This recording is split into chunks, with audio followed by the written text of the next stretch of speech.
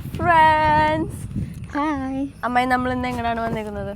Actually ഞങ്ങൾ മാമൻ്റെ വീട്ടിലേക്ക് വന്നത്. അത് വെളുത്തൂർ എന്ന് പറഞ്ഞ സ്ഥലമാണ്. ഇവിടുന്ന് നടന്നാൽ പുള്ള് ആ ഭാഗത്തേക്കൊക്കെ പോകാൻ പറ്റും.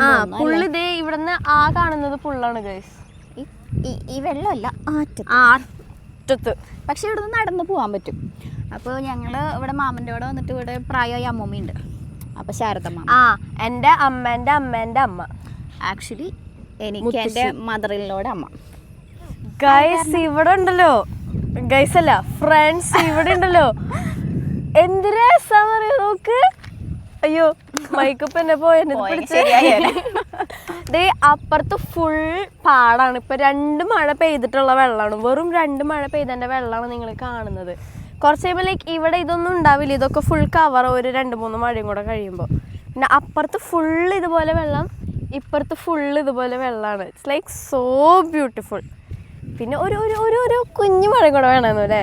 ഈ ടൈമിൽ കുറച്ച് മഴ കിട്ടുവാണെങ്കിൽ നൈസാണ്, നല്ലൊരു. ആക്ച്വലി ഇവിടെ ആമ്പൽപ്പൂവുണ്ട് ഗൈസ്, ഉണ്ടായി തുടങ്ങുന്നു. ഇതൊക്കെ ആമ്പലാണ്, പക്ഷെ പൂത്ത് വരുന്നുള്ളൂ. ഇങ്ങനെ ഇടയ്ക്കിടയ്ക്ക് സീസണിലാണ് ചേഞ്ചസ്. ഇപ്പോൾ മഴയായി, ഇപ്പോൾ ഇവിടെയൊക്കെ വെള്ളമല്ലേ. മറ്റേ കൃഷിയുടെ സമയമാകുമ്പോൾ ആദ്യം മറ്റേ ഗ്രീനിഷ് ആയിട്ടുള്ള ആ പുല്ലൊക്കെ കാണാം. അപ്പോഴും നല്ല വ്യൂ ആണ്. ഞങ്ങൾ അപ്പോഴും വന്ന് ഫോട്ടോ എടുക്കും. പിന്നെ കൊയ്ത്ത് കഴിയുമ്പോ യെല്ലോയിഷ് മഞ്ഞ കളറാവും, അപ്പൊ അതിലും രസം, അതും രസം. അപ്പൊ ഇങ്ങനെ ഗോൾഡ് കളർ ഇങ്ങനെ ഇരിക്കും. സോ ഞങ്ങൾ ഇടയ്ക്കിടയ്ക്ക് ഈ ഒരു വ്യൂ തന്നെ ഇങ്ങോട്ട് ഇൻവൈറ്റ് ചെയ്യാറുണ്ട്. അതെ അതെ, നൈസാണ്. ഞങ്ങൾ എക്സാജറേറ്റ് ചെയ്യല്ല, ശരിക്കും അടിപൊളിയാണ്. അത് കാണുമ്പോൾ തന്നെ ഫീൽ ചെയ്യുന്നുണ്ടാവും. അപ്പം അങ്ങനെയൊക്കെയാണ് ഇന്നത്തെ വിശേഷങ്ങൾ. ഇതാണ് ഔട്ട്ഫിറ്റ് ചെക്ക്. അമ്മയുടെ ഏതോ ഒരു സാധനം ഞാൻ എടുത്തിട്ടിട്ടുണ്ട്. അമ്മയെ ഔട്ട്ഫിറ്റ് ചെക്ക്. യെസ്, അത്ര സെറ്റപ്പായിട്ടൊന്നുമല്ല, അല്ല, simple but humble. Simple and humble. Guys ഇവിടെ കുറേ സ്കൂൾ ഓഫ് ഫിഷ് ഉണ്ട്. പരല്, ഇത് പരലാ?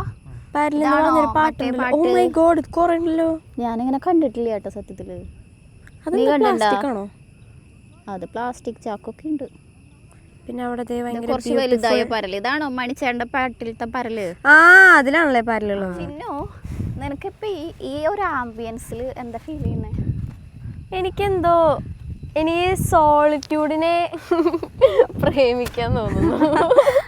അത് ശരിക്കും എല്ലാവർക്കും എനിക്ക് തോന്നുന്നു നമ്മൾ ഈ ബിസി സ്കെഡ്യൂൾസിൽ നിന്നൊക്കെ ഒന്ന് സ്കിപ്പ് ആവുന്ന സമയത്ത് ഇങ്ങനത്തെ ഒക്കെ ഈ ഒരു ഫീല് നമുക്ക് തരുന്നത് തന്നെയാണ്. നമുക്ക് ആ ഒരു നമ്മൾക്ക് ഒറ്റയ്ക്ക് നടക്കാൻ, നമ്മളെ തന്നെ ഒന്ന് ഫീൽ ചെയ്യാനൊക്കെ ഒരു അനുഭവം അല്ലേ. പിന്നെ ലൈക്ക് ഇങ്ങനെ ഒരു സെയിങ് ഇല്ലേ, അതായത് if you don't love yourself first you can love anyone else എന്ന് പറയണത്. ശരി, ആദ്യം നമ്മളെല്ലാം സ്നേഹിക്കണ്ടേ, എന്നാലല്ലേ മറ്റുള്ളവരെ സ്നേഹിക്കാൻ പറ്റുള്ളൂ. നമ്മൾ ഹാപ്പി ആയാലേ ചുറ്റുള്ളവരെ ഹാപ്പി ആക്കാൻ പറ്റുള്ളൂ. മറ്റു ചിലരെ അതിനെ സെൽഫിഷ് എന്നൊക്കെ പറയും, പക്ഷെ അത് സെൽഫ് ലവ് സത്യത്തിൽ അല്ല. അങ്ങനെയൊന്നുമല്ല, സെൽഫ് ലവ് അല്ല, സെൽഫ് ലവ് ആണ്, സെൽഫിഷ് അല്ല. അതെ. എന്തായാലും കുറേ ദിവസത്തെ തിരക്കിന്റെ ഒക്കെ ഇടയിൽ ഇങ്ങനെ ഒരു ബ്രേക്ക് എനിക്ക് തോന്നുന്നു നമുക്ക് എല്ലാവർക്കും വേണം. നല്ലതാണ്, ഒന്ന് റീസെറ്റ് ചെയ്യാൻ, റിഫ്രഷ് ചെയ്യാൻ നല്ലതായിരിക്കും.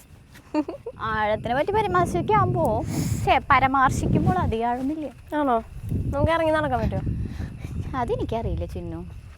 ചിലപ്പോൾ അവിടെ ഇവിടെയൊക്കെ ആൾക്കാരുള്ള കാരണം നീ ഇറങ്ങിക്കോ, ആരെങ്കിലും വന്ന് രക്ഷിച്ചോളൂ.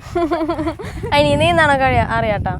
ഞങ്ങൾ ആക്ച്വലി ഇങ്ങനെ നടക്കുമ്പോൾ ഒരു ചേട്ടനെ കണ്ടു. ആ ചേട്ടൻ എന്താണെന്ന് വെച്ചാൽ ഈ വെള്ളത്തിൽ എടുക്കണ പ്ലാസ്റ്റിക് കുപ്പിയൊക്കെ പറക്കിയിട്ട് പോവാ. ആക്ച്വലി നല്ലൊരു കാര്യമാണ് കേട്ടോ. നമുക്കൊക്കെ കടന്നു പോകുമ്പോഴും ഇതൊക്കെ കണ്ടാലും ചെയ്യില്ല. പക്ഷെ സ്വച്ഛ് ഭാരത്, നിങ്ങൾ ഇങ്ങനെ പ്ലാസ്റ്റിക് ഒന്നും ഇടരുത് ദയവ് ഇത് റോട്ടിലേക്ക്. അത് വളരെ വലിയൊരു. മാത്രല്ല നമ്മളും.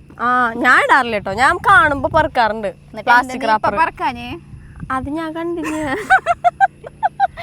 ശരിക്കും കണ്ടില്ല കേട്ടോ കുപ്പി, ഞാൻ കണ്ടില്ല. ഞാൻ 2 കുപ്പി കാണിച്ചു കൊടുക്കാം, ഇവള് എങ്ങനെ എടുക്കും നോക്കാം. അതാണ് എനിക്കിട്ടുള്ള പണിയാണ് ഗൈസ്, ഒന്നും പറയണ്ടായിരുന്നു.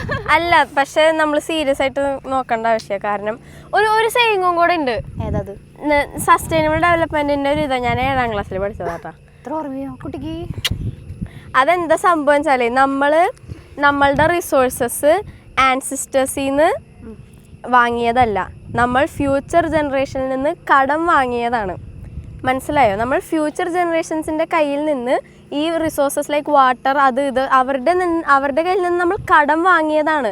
അല്ലാതെ നമ്മുടെ പൂർവികർ നമുക്ക് തന്നതല്ല. നമ്മൾ ഈ ഒരു പെർസ്പെക്റ്റീവിൽ ചിന്തിക്കുകയാണെങ്കിൽ നമുക്ക് കുറച്ചും കൂടെ സസ്റ്റൈനബിൾ ആയിട്ട് നമ്മൾ റിസോഴ്സസ് യൂസ് ചെയ്യും എന്ന് ഞാൻ വിശ്വസിക്കുന്നു. ഇത് ആളുകൾക്ക് മനസ്സിലായിട്ട് വരാൻ കുറച്ച് ബുദ്ധിമുട്ടുണ്ടാവും. എന്തെങ്കിലും എക്സ്പ്ലനേഷൻ വേണമെങ്കിൽ ഇവിടെ കോൺടാക്ട് ചെയ്താൽ മതി.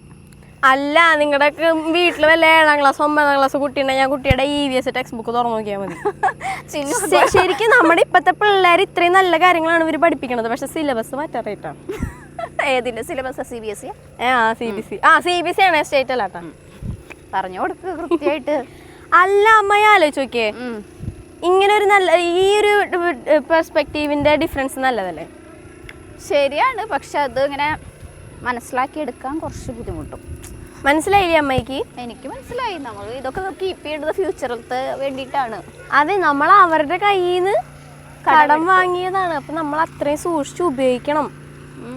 അല്ലാണ്ട് നമ്മുടെ പൂർവികര്, ഐ മീൻ നമ്മുടെ മുന്നത്തെ ജനറേഷൻസ് നല്ല രീതിക്ക് എല്ലാ റിസോഴ്സസും എക്സ്പ്ലോയിറ്റ് ചെയ്തിട്ടുണ്ട്. പെർഫെക്റ്റ് വേർഡ്, എക്സ്പ്ലോയിറ്റ് ചെയ്തിട്ടുണ്ട്. അപ്പോൾ അത് ശരിയാക്കുന്നത് ഏത് ജനറേഷനാ?